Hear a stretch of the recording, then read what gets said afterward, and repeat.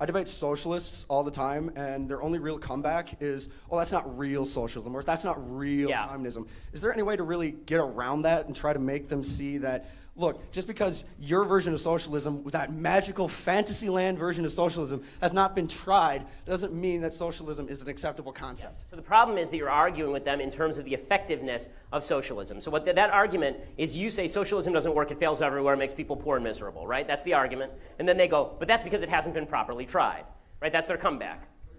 So here is the actual argument that works with socialism. It is immoral to steal from people, even if you vote to steal from people.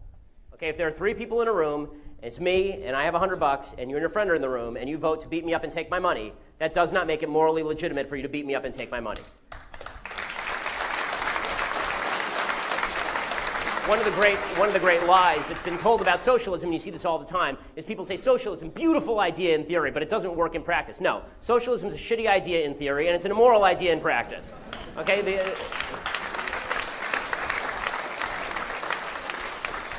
socialism violates at least 3 of the basic 10 commandments for those who still care. It makes government into God. It suggests that you can steal from people if you vote for it. And it says that it is good to be covetous of your neighbor's ass. Right? For Bill Clinton, it has a different meaning. But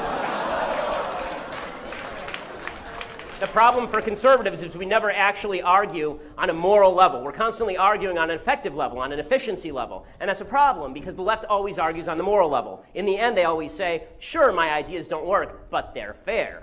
They're fair, right? And so what you have to say, the only way to come back to that from that is to say, no, your ideas are not fair, your ideas are theft. Your ideas are theft. You don't get to steal from other people just because you want their stuff.